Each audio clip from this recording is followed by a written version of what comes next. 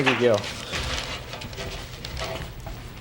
John Dorr is a video maker, co-producer with Lewis McAdams of the Lannan Literary Series, 26 one-hour shows about great poets from around the world, and director of EZTV Video Center. Help me welcome John Dorr.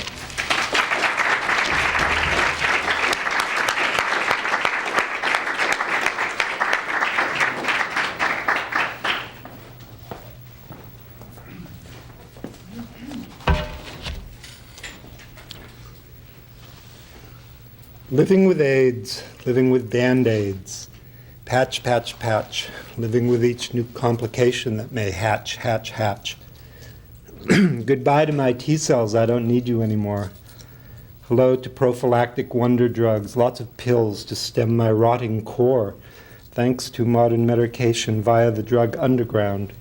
The path I choose may not be FDA approved, but I hear the life force trying to rebound and confound the statistics. The arithmetics may talk, but as long as I can walk, there may still be hope, and I'll hang in there, playing at the end of my rope. I had been feeling not well last spring for a while and finally got myself to go in to see a doctor. And he convinced me to, well, he didn't convince me. One of the things he suggested was taking an HIV test, which I had never done. And on April Fool's Day, I took the test. And 4 days later, I got my positive result. And 4 days after that, I was admitted to Century City Hospital with pneumocystis pneumonia. And I was there for a week. So that was about 6 months ago. And needless to say, since then, other than rigorously living a normal life, a lot of changes have happened. And I spent a lot of time dealing with, strategies of what's best to do, how to keep, what's the best regimen of things to do. So I figured for tonight I should write a poem called Ode to My Pills, because I'm on so many pills. And this sounds good, but in fact, and I started it, and I have little bits and pieces, but it's not, well, if you be kind, you can consider it a work in progress. Because I couldn't quite finish it, I'll show you why. Ode to My Pills. And I can't even pronounce half these things.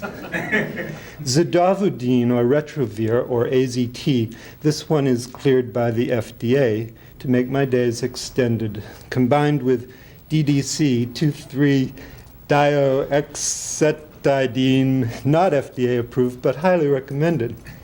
Then there's sulfamexaxozole, or Bactrin, to gird my lungs against the pneumonia which has already once taken its toll, and Zovirax to steel my buns against the fungi that attack my asshole. Then there's Lotrimin, a common cure, good for various rashes I've had to endure.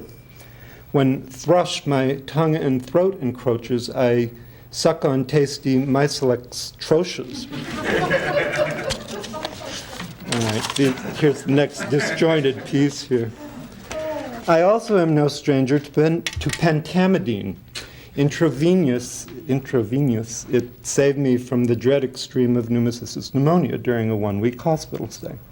As an inhalant once a month, it paved the way to prevent recurrence until my system's endurance to Bactrim took sway. I have no particular affection for my daily diflucan, though I appreciate its usefulness in preventing, and this is where I got stuck. Whatever it prevents, it doesn't rhyme with diflucan. So, and I still had clarithromycin left, and I didn't even want to deal with it.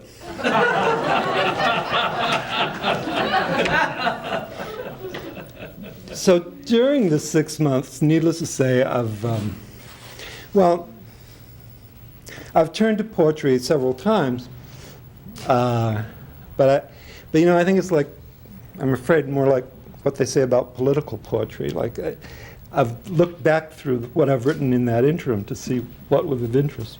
And I think it's more of interest to what my state of mind was at various times in the last 6 months than anything that's very good.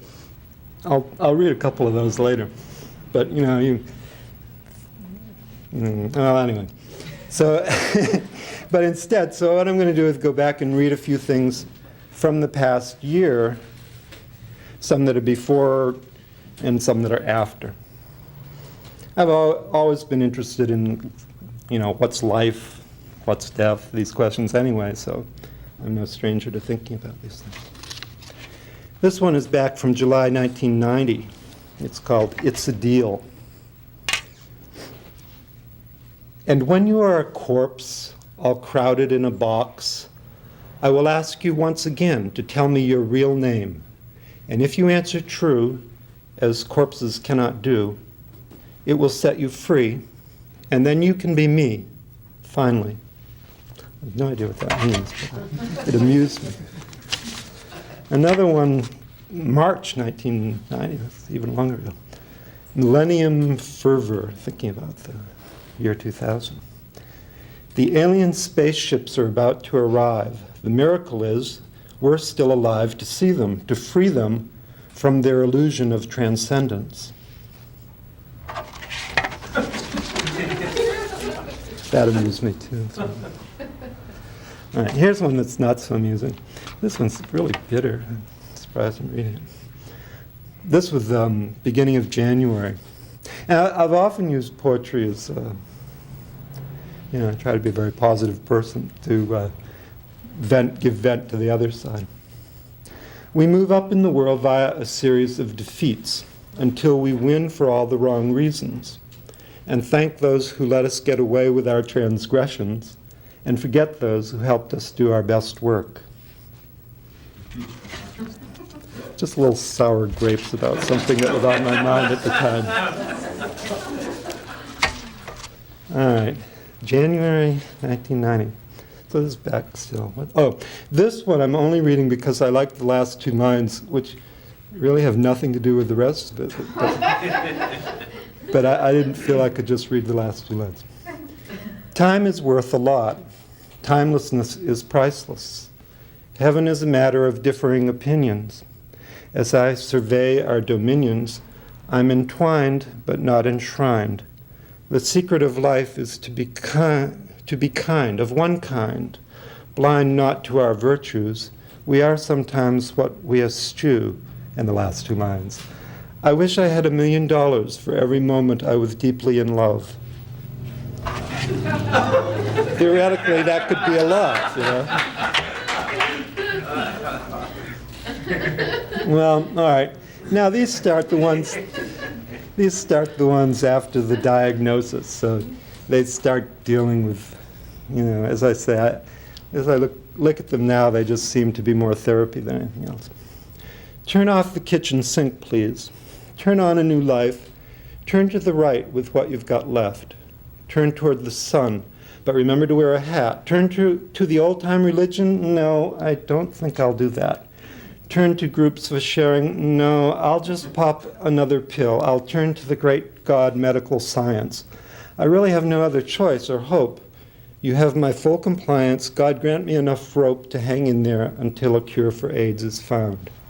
That was really right after. That was in April. May. What's the point of this one? Well, I'll just read it. It may be that life doesn't really come into focus until you face death. Then again, it may be that life without focus is true bliss. But since we live in an era beyond the state of innocence, and since nostalgia for innocence is not the same as pure innocence, then we may as well live with our eyes open to the fall from grace. We've had to live within cynicism for so long that cynicism itself has become a form of innocence, a shelter from the fact of pure and rampant evil. Better and more heroic to face evil directly and uncompromisingly, with death at your side to sustain you. Then the poems I like best in this period are the ones that have nothing to do with AIDS at all. We have learned to deal with massive numbers of people, yet still have problems with individuals. Or is it that individuals still have problems with our solutions for massive numbers of people? August. Life is short. Nothingness is forever. There is a questionable value to being clever. Why am I reading? Oh. Better to just be direct, with less time to reflect, but I'll be damned before I'm reduced to being a regretter. I've had fun. I've had a decent run. If it's almost done, I'm not going to sweat it. I was pretty much convinced all during this that I was definitely, soon to die. I don't really believe that anymore. I think I'm going to live, but we'll see. So another one, September. It is possible that living might sometimes be harder than death, but it can never be as final.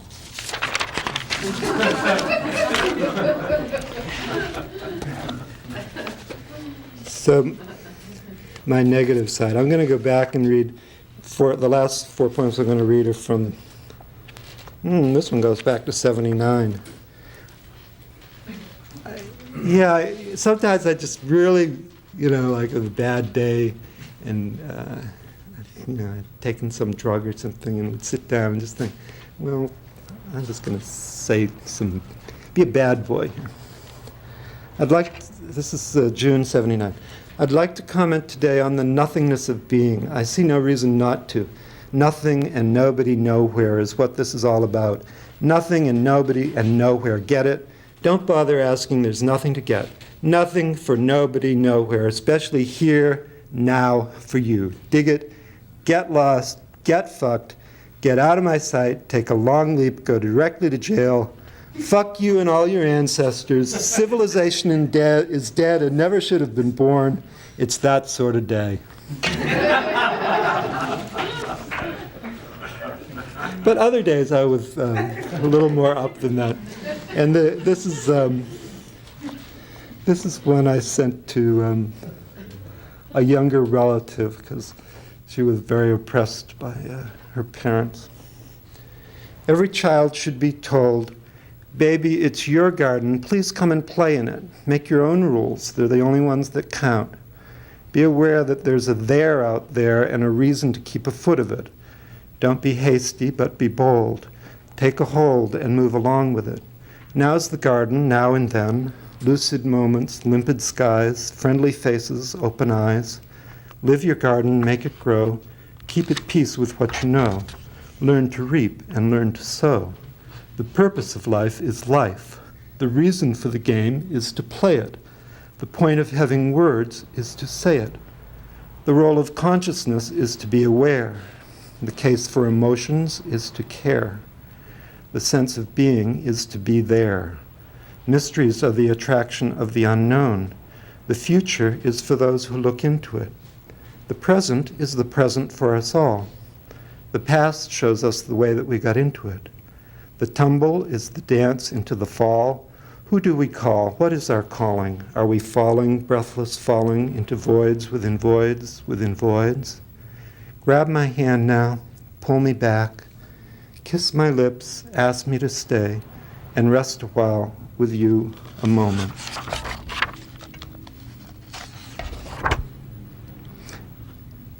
Then let me go back to one more little negative one.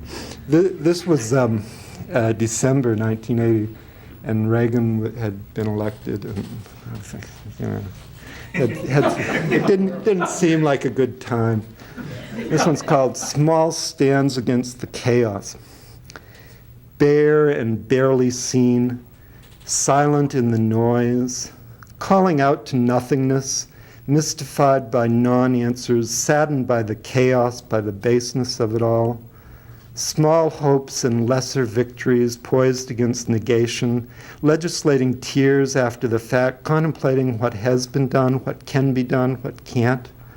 I wonder, as wanderers have for ages, what we do here, and how long we have to finish what has barely been begun. Just another supplicant, asking the unanswerable, seeking the unfathomable, taking solace in the company of others similarly afflicted. Nothing can be predicted. except small stands against the chaos. And I'd like to end with a love poem. And it's from '83, but it was written for the person I live with. And he stood by me, and this still means a lot to me. I was searching in the outer stars when I saw your eyes and knew that I was home, knew that I was not alone and never would be, and always would be. And I was sad, happy with your absence, presence, wanting again your arms to hold me and mine you. I wonder if we'll ever find this place again. Once it's gone, will we drift and drift and drift? And I wonder if we will see the light and be consumed and rearranged into new energy. I'll love you in a billion splinters of light mass, dispersing in infinities of ceaseless space. The end is always near as you to me. Thank you.